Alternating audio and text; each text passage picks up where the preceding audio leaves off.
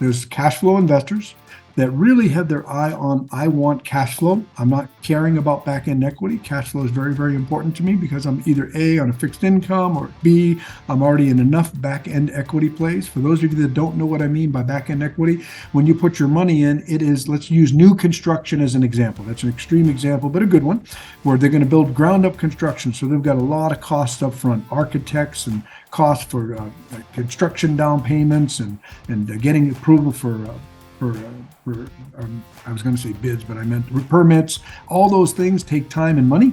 Buying the land, the initial construction. There's no cash flow on this investment during this period. So the hopes now, oftentimes you'll get into a deal where they offer what's called a preferred return. Let's use 7% as a preferred return example.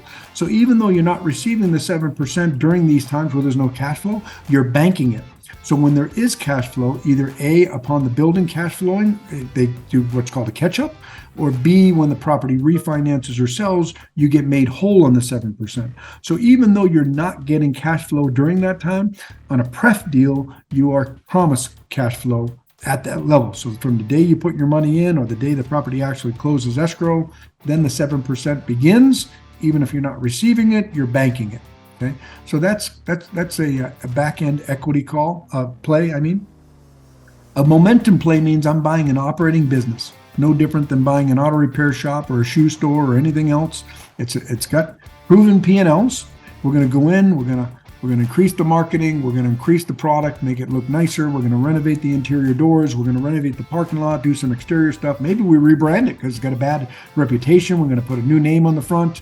We're going to put some paint on it, put a new management team in there. We're going to start charging for the things that have been being missed, like pet fees and covered parking and reserved parking, and beautify the laundry room so the ladies feel safer there, and make sure we're getting more income from those.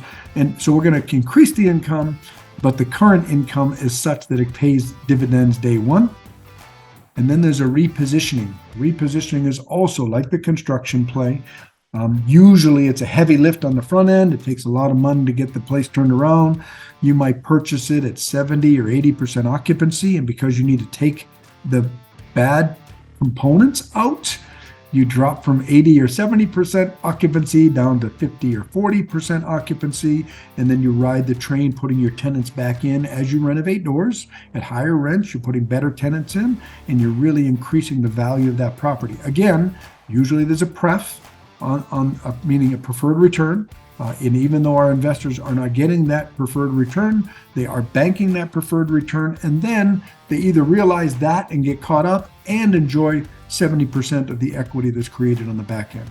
Most of these goals is north of a 2 multiple, meaning put in $100,000 in 5 to 7 years, you're getting back $200,000 plus.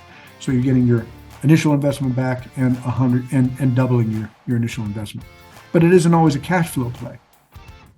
So that's the difference between a momentum play, a repositioning, a back-end equity play,